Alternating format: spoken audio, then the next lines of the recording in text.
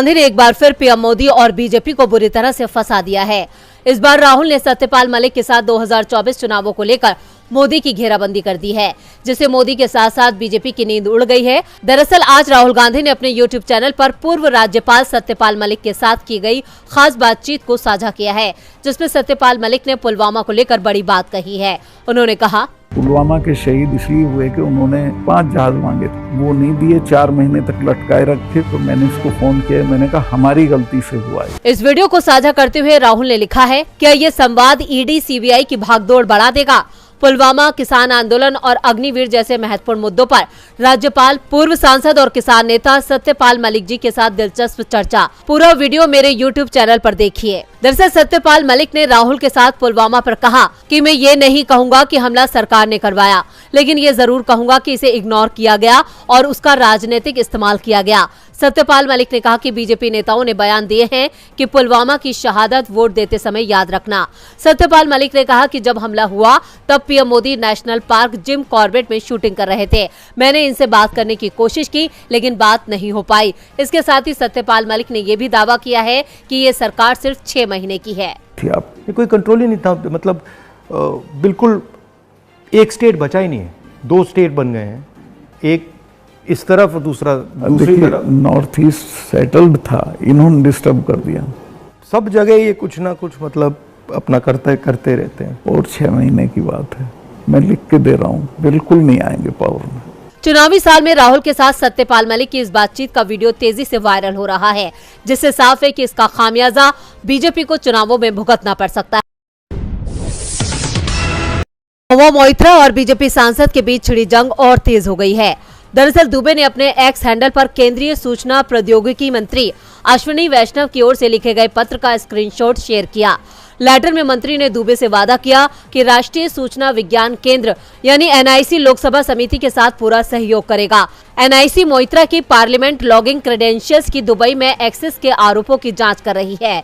अश्विनी वैष्णव का letter share करते हुए निशिकांत दुबे ने एक्स पर लिखा, देश की सुरक्षा को एक सांसद के लोभ ने खतरे में डाल दिया। रावण दहन, दुर्गा माता के कलश विसर्जन के बाद धर्म युद्ध की शुरुआत। ये राजनीति से ऊपर पक्ष विपक्ष का नहीं, देश की सुरक्षा और अखंडता का सवाल है। वैष्णव के पत्र पर प्रतिक्रिया देते हुए मोइत्रा ने एक्स पर लिखा, मेरे खिलाफ जांच में समर्थन का वादा करने वाले फर्जी डिग्री वाले अश्विनी वैष्णव के पत्र के बारे में सुनकर खुशी हुई।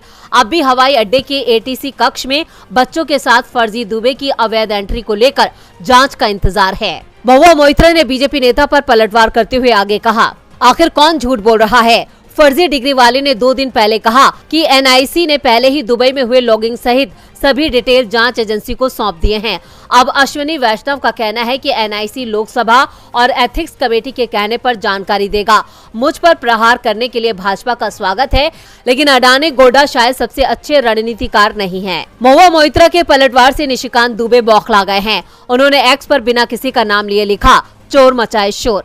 दरअसल महुआ मोइत्रा ने एक्स पर अपने पोस्ट में साल 2022 के एक मामले का जिक्र किया है, जिसमें निशिकांत दुबे और मनोज तिवारी पर आरोप लगा कि इन्होंने अगस्त 2022 में देवघर हवाई अड्डे पर सुरक्षा नियमों का उल्लंघन किया था। फिलहाल बीजेपी सांसद अपने आरोपों को साबित करने में नाकाम नजर आ रहे हैं, तो वहीं महुआ के हौसले बुलंद हैं।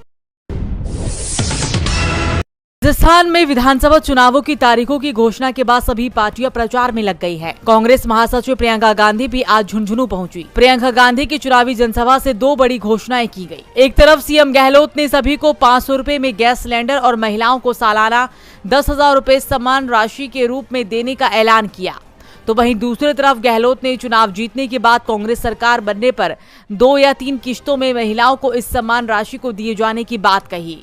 वहीं मोदी सरकार पर हमला बोलते हुए प्रियंका गांधी ने कहा कि इस सरकार के पास कोई विजन नहीं है, रोजगार पैदा नहीं कर रहे हैं। पब्लिक सेक्टर कंपनी से रोजगार बनते थे, उन्हें इस सरकार ने अपने बड़े उद्योगपतियों दोस्त को बेच दिया। अगर सभी उद्योगपतियों को देते तो दिक्कत नहीं होती, इससे रोजगार बढ़ते, लेकिन इस सरकार ने चुनिंदा लोगों को ही दिए।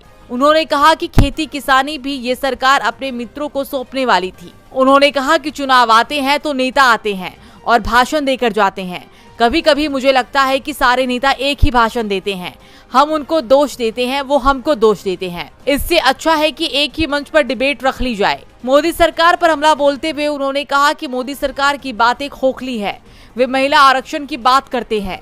सबसे पहले पंचायतों में महिला आरक्षण कांग्रेस ने दिया, ये कानून लाए, लेकिन आरक्षण कब मिलेगा इसका कुछ पता नहीं है। तो वहीं प्रियंका के राजस्थान दौरे में खास बात ये रही कि बीजेपी से कई नेता कांग्रेस में शामिल हुए हैं। राष्ट्रीय महिला आयोग की पूर्व अध्यक्ष ममता शर्मा ने मंच पर पहुंचकर कांग्रेस की सदस्यता ली। इसके अलावा किशनगढ़ से बीजेपी के टिकट पर चुनाव लड़ चुके विकास चौधरी ने भी कांग्रेस ज्वाइन कर लिया। इसके साथ ही धौलपुर से विधायक शोभा रानी कुशवाहा ने भी कांग्रेस पार्टी की सदस्यता ली। आपको बता दें कि राज्यसभा चुनाव में कांग्रेस को वोट देने के बाद बीजेपी ने उन्हें निष्कासित कर दिया था।